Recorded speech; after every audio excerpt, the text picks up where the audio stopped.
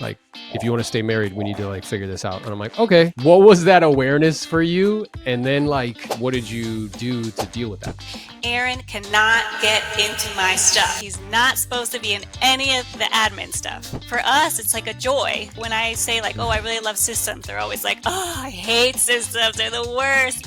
And that's because you're not supposed to be doing them. You're supposed to hire someone who is passionate about that. A question that agents ask me all the time around systems is, welcome back to another episode. We have with us an absolute rock star. Somebody who's not only beautiful, she's intelligent, she's exceptionally capable, and she's an operations beast. And the reason why I wanted to have her on the platform is because she is so wonderful. Also, we have a tendency to focus on only the salespeople, and without the operations people, we wouldn't be able to do this. So welcome, everybody. 17 years plus in the business, 2,000 plus transactions.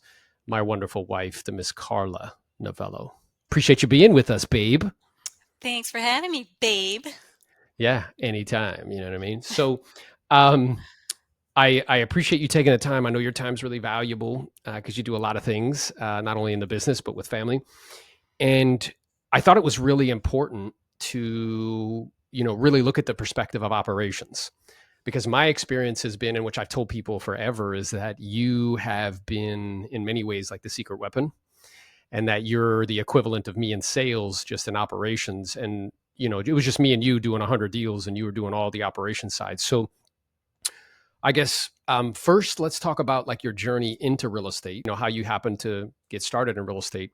And then we'll jump into systems, because I know you feel that systems are sexy, and so do I.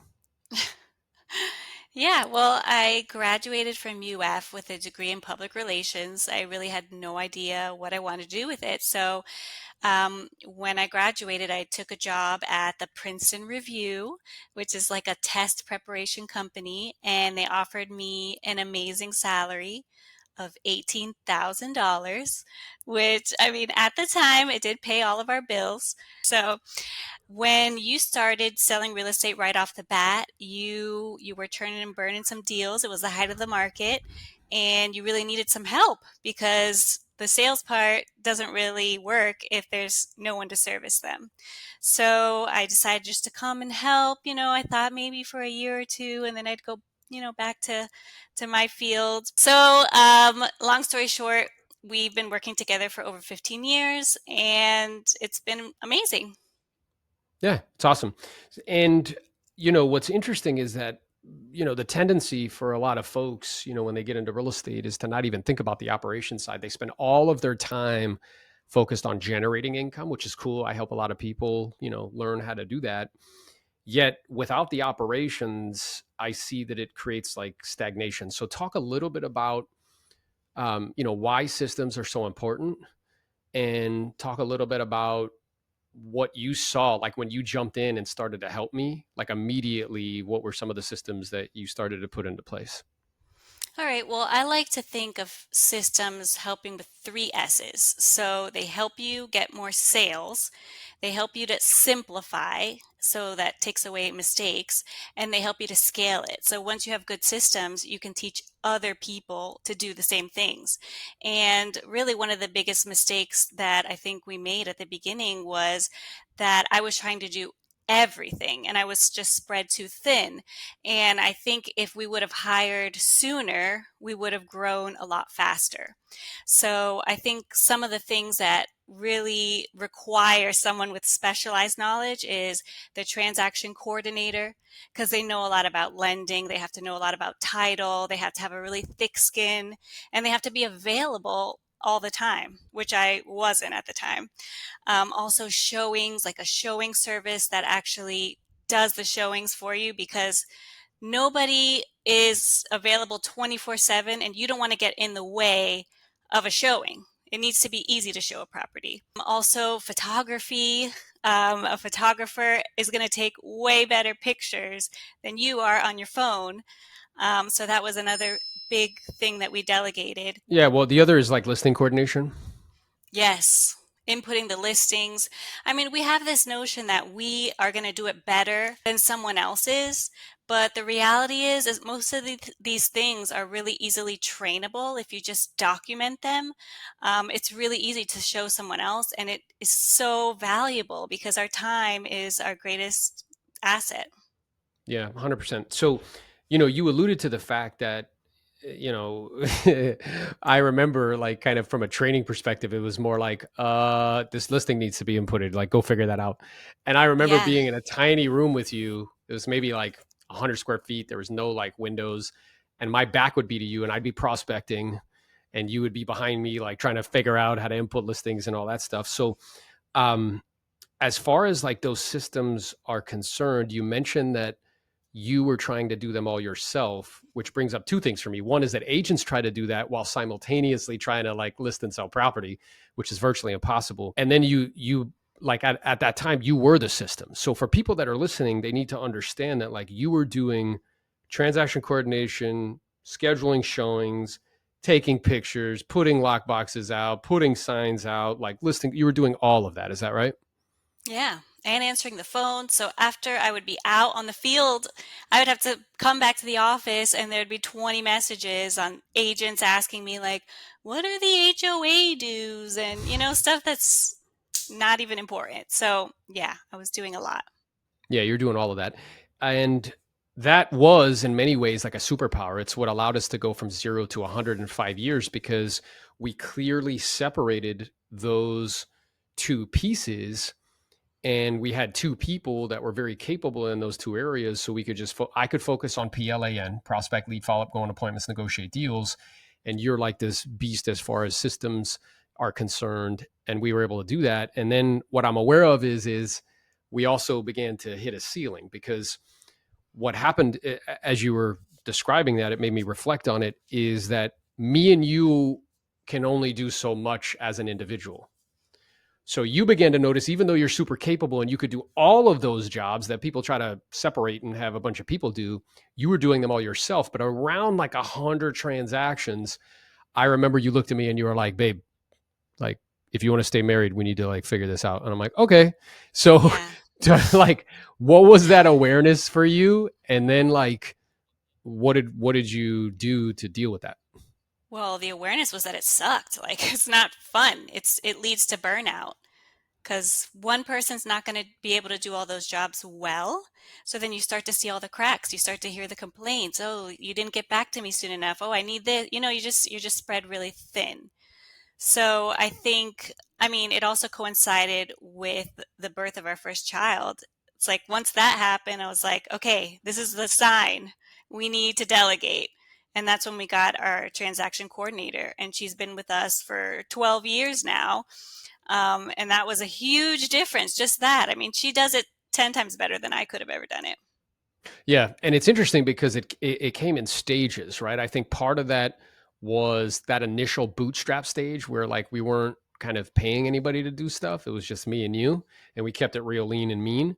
And then as time progressed, and it's like, wait a minute, like there's only so much of us, and if we want to have other areas in our life from a personal perspective, and it started with transaction coordination, and then it continued with listing coordination. Like talk a little bit about, so once we hired a transaction coordinator and you had already created, we were talking about this yesterday on a walk, it's like you already created like a checklist, and now the terminology that is in vogue and sexy is an SOP. So you had already had a checklist for transaction coordination, and we could just kind of plug and play and be like, hey, this is the way that we do transaction coordination, and that person was very capable and they can just take it over. So talk about how you did the same thing with listing coordination. Well, I did it with every aspect of the business has like a workflow. So there's like a sales workflow, there's a listing workflow, there's a pending workflow, and then there's a customer service workflow. They all have different tasks that need to be done. And once you kind of write them out, that's where your checklists come from.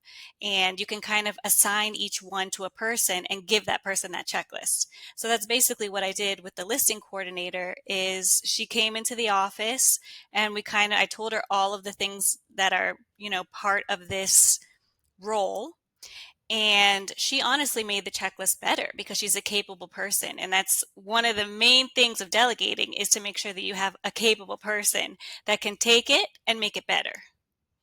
Yeah, it's like the difference between cul-de-sac talent and capacity talent. So I remember on our journey, we hired cul-de-sac talent, and like we had Yeah, to tell them exactly what to do and how to do it. And if we didn't, it wouldn't get done. Yeah.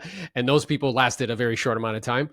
And then once we got capacity talent, it's people that you can truly delegate to and really like let go. So letting go of something is different. Like taking my hands off something is different than taking my eyes off something. So we still keep our eye on it, and we're getting updates from the transaction coordinator. Once it used to be back in the day, like an Excel spreadsheet where she's letting us know what's going on with all the files on a weekly basis.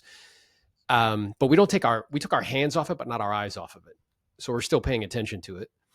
And then with the listing exactly. coordination, you started to do the same thing, which is where you took, we were talking about this on the walk as well. Like if our bodies are the hardware, our brains are the software. So it's like I have particular software in my brain around systems for sales, you know, and you have these SOPs in your brain or software around operations. And the problem is for most people, those systems are in their head. And the reason why that's a problem is because they have to be there to run the system. They are the system versus Right. getting it out of their head onto a checklist or an SOP. That way somebody else can run it. And then the game is finding somebody that's capable. Is that right?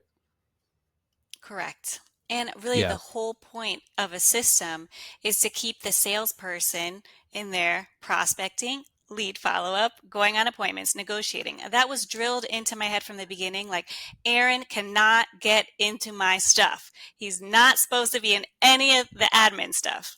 I would always yell at you, like, what are you doing? Go away. Go do what you're supposed to Yeah. do. Yeah. If I would sit down in your chair, you'd be like, bro, like, what are you like? Get out of here. Like, don't, you're not supposed to be looking at emails. You're not supposed to be looking at files. It's not your job. So talk a little bit about that because I feel like, again, like for some reason, the operation side of thing is not perceived as sexy. What I'm also aware of is that like it's a very specialized skill. And when people think real estate, they're just thinking like, oh, I got to sell it. It's like not necessarily. Like if you have a brain for operations like you do and for systems and processes and procedures, like you geek out on that stuff. Like you light up and it's right in your wheelhouse. Like talk a little bit about why it's important for that role, the operations manager or these people that are on a team to understand that their whole job is to keep the salesperson in production, to keep them in, prospect lead follow up, go on appointments, negotiate deals.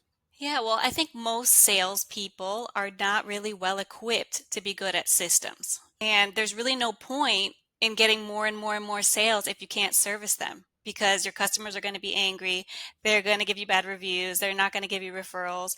So it makes sense to spend time and money hiring the right people to grow your business. Like you're just going to hit a ceiling if all you're focused on is sales. And I think there's two camps. There's the salesperson who wants to do everything and they botch up the whole operation side, or there's a salesperson who doesn't even pay attention to operations. So I feel like the right way to do it is to find the people who are actually capable and passionate about systems, because for us it's like a joy. And for most salespeople, they when I say like, "Oh, I really love systems," they're always like, "Oh, I hate systems; they're the worst." And that's because you're not supposed to be doing them. You're supposed to hire someone who is passionate about that.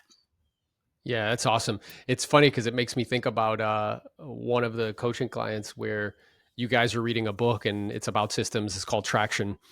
And she got on a call with me and she's like, bro, like this is so hard for me to read. Like I have to set a whole vibe and like tea and like candles to like make it to like where I want to read it. And you're over here like geeking out like this book is fantastic, this is so awesome, because to your I point it has to know, do with your natural disposition. Yeah, and right? I And really I appreciate that tried to point do where sales. No, I was gonna say that I tried to do sales and I was fine. Like I sold things. I was capable, but I hated it. It was like a visceral response. I cried several times. It was horrible for me. So it's just like you have to realize your unique ability. Your unique ability, Aaron, is you have the vision, you have the big personality, you make relationships, you sell, like it's a whole different ability than mine, which is more logic, systems, organization. And that's why we work so well together, because we complement each other. And I feel like one without the other, just, it really wouldn't get that far. Agreed. Like together, I feel like it's not only between me and you, but then other people that we have on the team. If you do that properly and you're putting people in positions that are based on their natural disposition of who they are, it's like we're all one body and like each of us are a different component. And together we become like a super being, like together, right? So that's Yeah, and it awesome. becomes way more fun.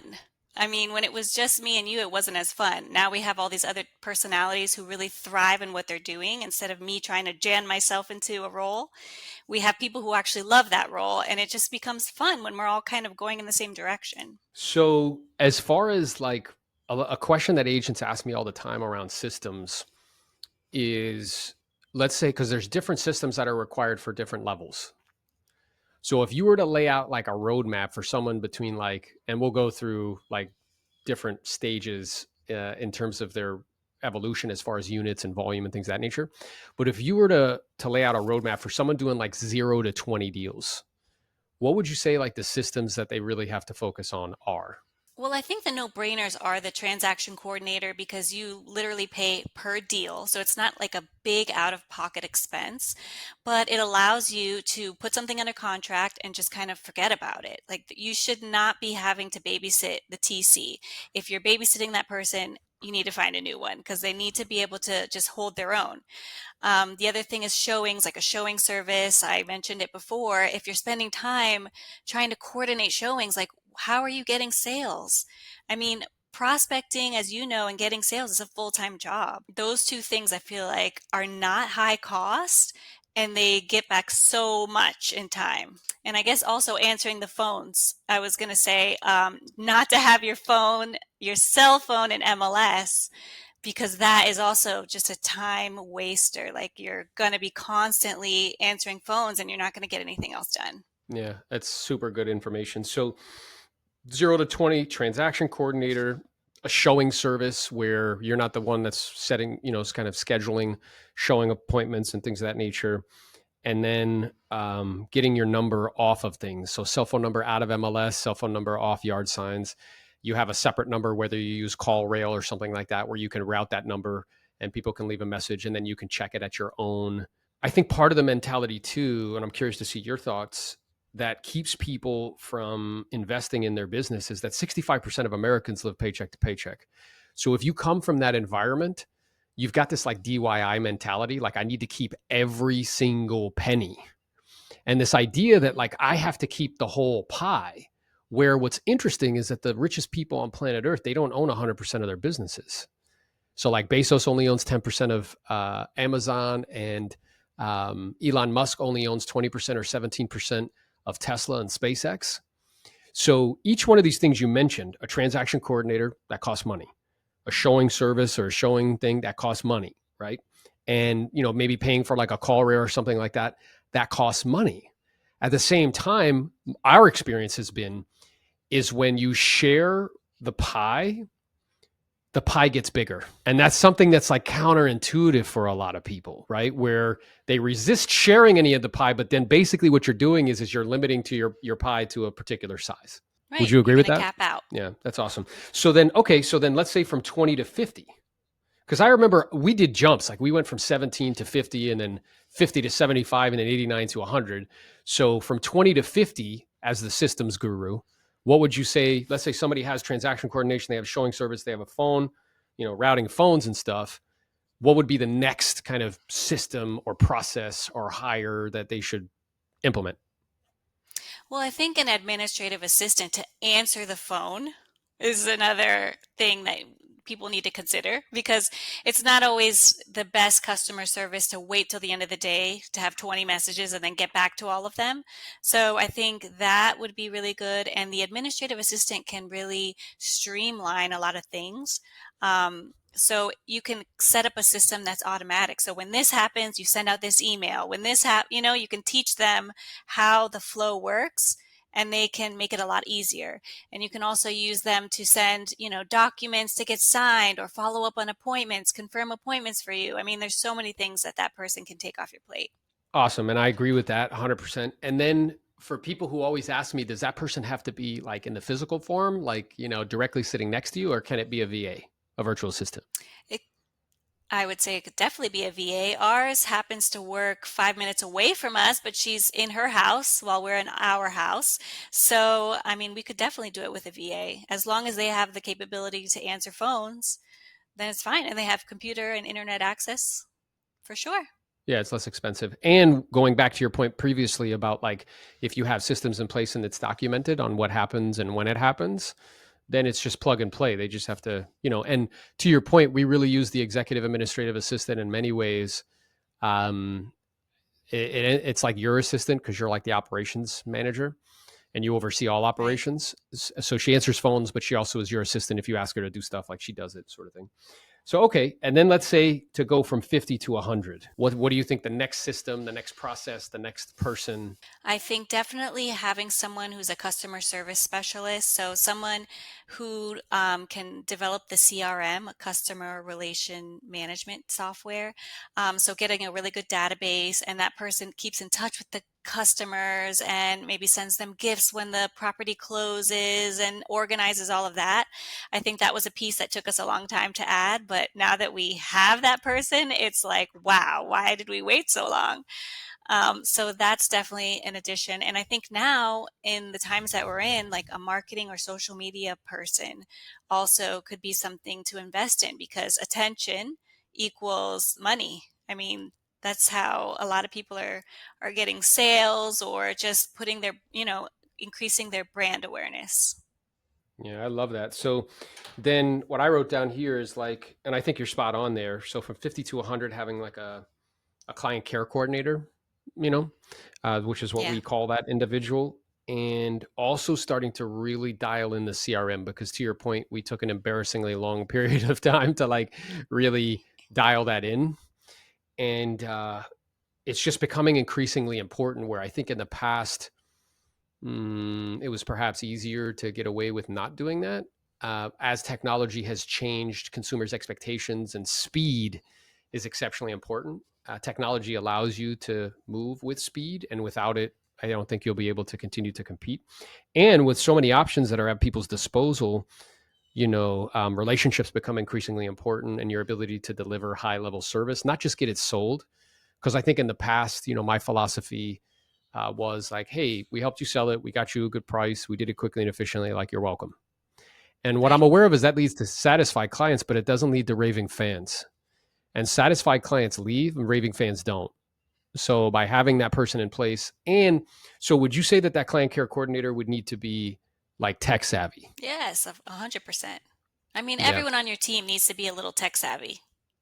At least a little, because that's just where it's moving. Everything is digital. There's no paper anymore. I mean, when we started real estate, everything, I had a filing cabinet with papers, and my checklists were actual papers where I would check off, the tasks.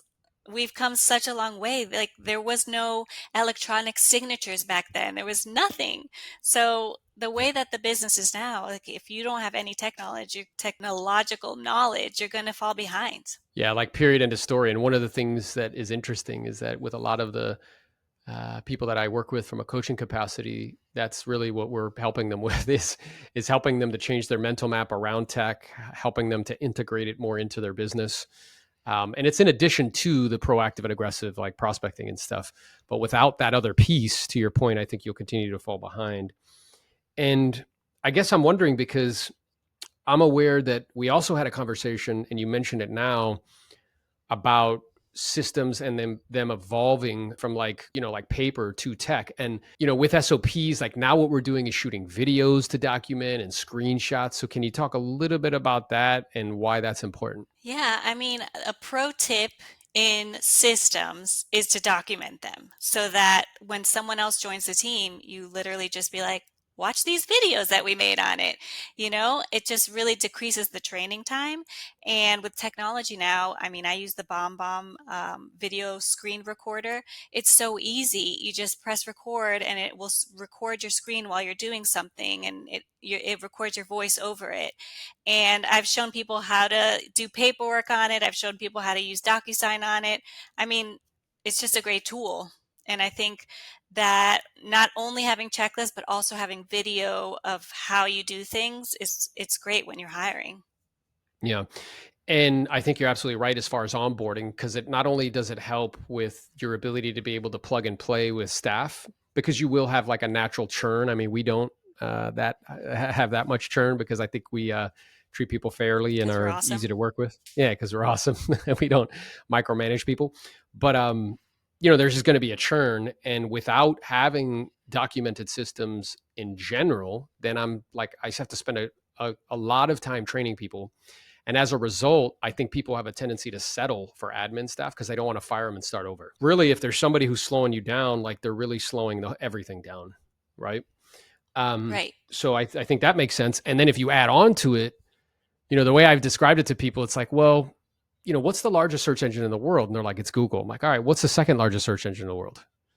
It's YouTube. And it's like, why is it YouTube? Is because we're moving toward, like, it's not just like tell me, it's like show me. So it's like if I was doing an instruction, let's say I'm putting something together for Sebastian or Liliana, a toy, I'm going to look for like 2 minutes at the instructions, and then I'm going to Google like how to put that toy together. And I'll put that particular model, and a video will show up of some person, putting together that toy. And by watching the video, I'll figure it out. Yeah, and the added bonus is you can watch it 10 times if you need to. If you can watch it when you're doing it the first time and then maybe you won't do it again for 2 weeks, just you watch the video again instead of calling me and asking me 50 questions. How did we do this again? So it's a win-win. Yeah, it's totally true. And then also having a place like a repository where those videos are going, because that's what we're in the process of creating, is like a university of sorts, where we have a repository of all, let's say like on the sales side, here's all the videos to teach you like how to present, how to set appointments, how to pre-qual, how to do those things. And then we also have a repository of all the operations videos, which again makes it very easy to plug and play with staff as they, as far as like an onboarding process is concerned. I think a lot of people are going to get tremendous value from our time together. So is there anything else you would want to impress upon the agents that are listening about systems, about the right person to help them with systems? Because I think that's really important too. Like any, Well, I would just say to really think about what type of person each role requires. Like an administrative assistant, for example, doesn't need a lot of like human interaction, but they need to be very detail oriented and be good on the phone. Whereas a transaction coordinator has to be like thick skin, tough as nails, have a lot of knowledge in certain things, and also be very good on the phone. A listing coordinator isn't going to talk to anybody, so they could be very socially awkward. As long as they are very detail oriented and are good with technology, they'll be fine. So it's just kind of really thinking about what type of person would love this job, because that's the goal, is to find someone who gets it, wants it, and has capacity. So they understand the job, they like the job, and they're capable emotionally, physically to do it. yeah, that's really good guidance. And then there's also, because we're beginning to like explore that and learn that as far as like the hiring process, where I think we have done it just based on like performance, and we've happened to surround ourselves with people that are exceptionally capable. And now it's like being intentional with that. So being clear on what the position is in operations that I'm looking for, then like giving like like a personality assessment to see, which we did recently for you, and you came out specialist, which is like, well, duh, like of course. And you Yeah. came out like precise and like organization. It's like, well, yeah, that's why you thrive in that environment, right? So understanding what the position is, and then making a data driven decision based on personality assessments and based on cognitive scores and things of that nature, so that way you can put the right person in the right seat. Exactly. And the person has to also go with what your company values are and what your culture is. And that's a whole nother discussion, but it matters that they fit into what you're trying to do and what kind of, people you vibe with. Yeah, that's 100% true. And I'm super excited to see the completion of your class. I'm also super excited to, kind of work with you when we do that live class together coming up here shortly. So, listen, babe, I appreciate you. I know you know that. I think you're magnificent, fantastic, wonderful. You're just an awesome human being. And I think people are going to get a lot of value. So, if they want to find you somewhere, where can people connect with you? Yeah, well, they can follow me on Instagram at Elite Builders Ladies, or you can just email me admin@thenovellogroup.com. Awesome.